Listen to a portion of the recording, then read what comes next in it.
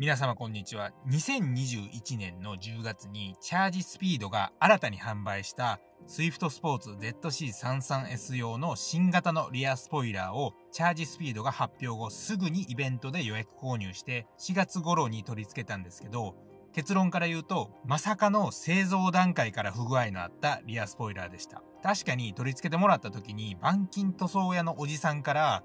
塵がガバガバで開きすぎ、普通に1センチぐらいの隙間空いてる、 FRP の品質が悪いのか塗装した際にひび割れが発生するいわゆる巣穴が多すぎる、パテ埋め必須の傷が多い、ウォッシャーノズルの穴がずれてる、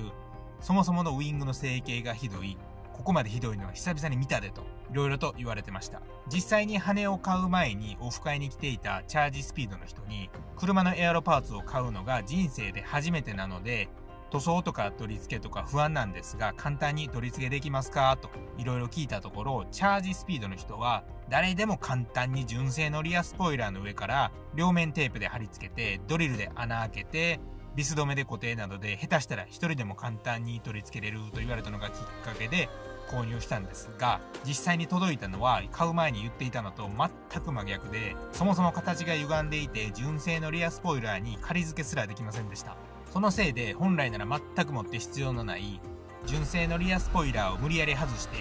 純正のリアスポイラーにはまるように頑張って加工してもらってから塗装と取り付けをしてもらいました。塗装も元々の FRP の質が悪いみたいで通常の倍以上の工程が必要で、これはもうやりたくないわと車屋から言われるレベルでした。本来なら取り付けをお願いした車屋さんの宣伝を兼ねてお店の情報を出して YouTube 動画を見たと言ってもらえれば特別価格でやりますみたいなよくあるやつをやろうと思ってお店の方といろいろと打ち合わせしていたんですが、羽がひどすぎたのか逆に宣伝はしないでくれとお店の方から断られました。それぐらいいろいろとひどかったので本来であれば返品交換なんですが、納品された時に箱に入っていた紙に商品が到着後7日以内に商品の不具合等があれば連絡してください。それを過ぎると一切のクレーム返品は受け付けませんと説明書が入っていました。最近投稿した別の動画でも詳しく説明しているんですが、リアスポイラーが届いた当時僕の車が当て逃げされてしまい1ヶ月ぐらい修理中で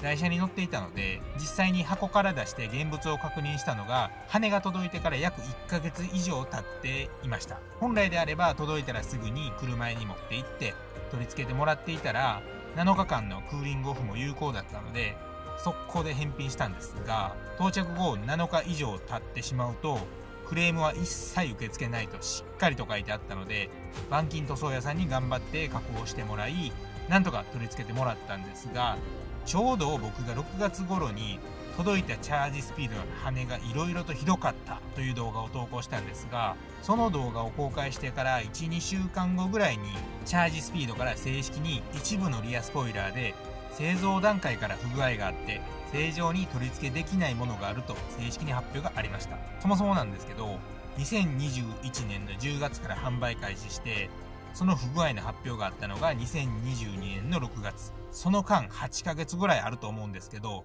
なんで公表までにここまで時間かかってるのか謎でしかないですね。絶対に羽取り付けた時に隙間が空いてしまうといったクレームが大量にあったと思います。というのも5月頃に参加したオフ会で同じチャージスピードの羽をつけた人全員が同じように塵がひどくて取り付ける時にめっちゃ大変だったとみんな同じことを言っていたので、僕に届いた羽も他の方と同じようにチャージスピードの製品はデフォルトで塵がガバガバで加工がいるのかなと錯覚していました。最近知ったんですがチャージスピードは塵がガバガバなことが多いみたいで、Twitter とかネットでチャージスピード塵と検索すると結構検索に引っかかるんですが、製造段階から不具合があるのはちょっとこっちに責任はないんちゃうかと思って最近チャージスピードに連絡してみました。送ったメールの内容ですが、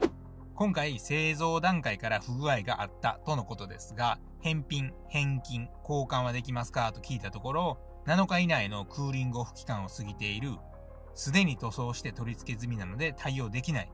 もし着払いで取り付けた羽を送ってもらったら不具合箇所を修正するとの返信がありました。気軽に取り外して着払いで送ってくれとか言いますけど、僕みたいな素人がどうやって羽外すねんと。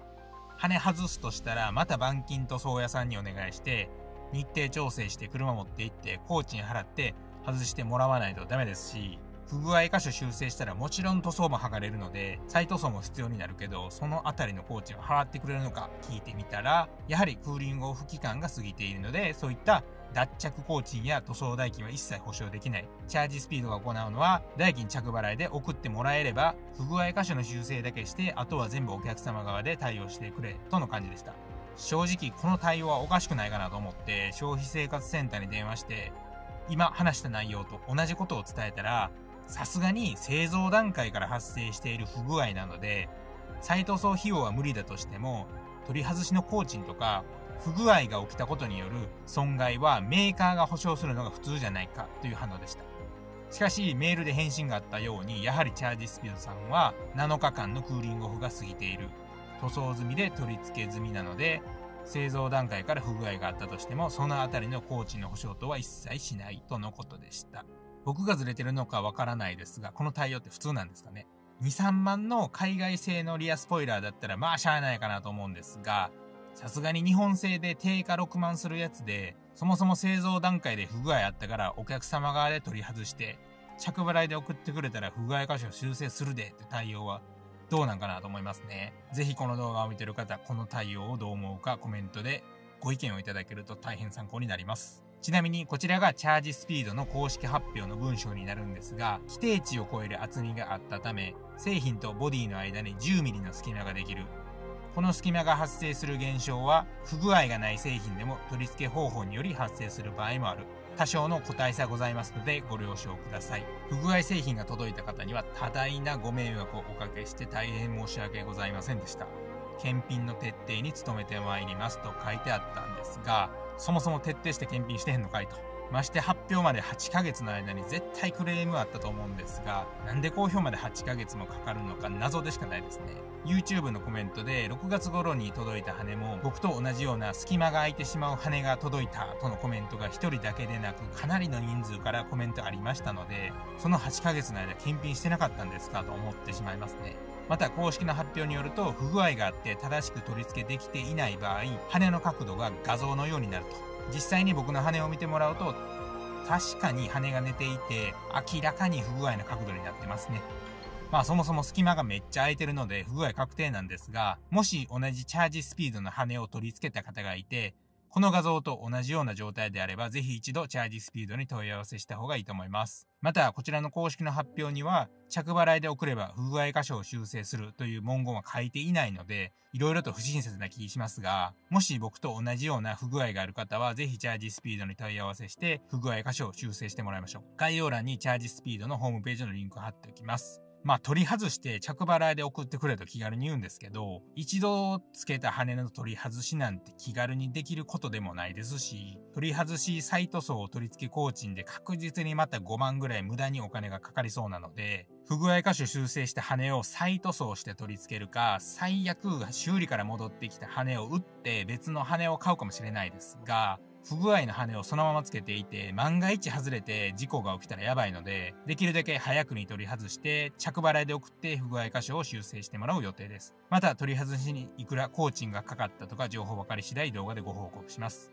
ちなみに2022年7月現在、この新型のリアスポイラーは販売を一時停止しているみたいで、これから買う方は不具合が修正された最新の羽が届くと思います。外れ引いた人はマジで残念でしかないですね。パチンコで5万負けるぐらいきついですね。ほんと去年の9月ぐらいに会社の社宅に引っ越してきてから悪いことが重なりすぎてて、去年の9月から2022年7月までの間に当て逃げ3回、追突事故1回、足の骨折、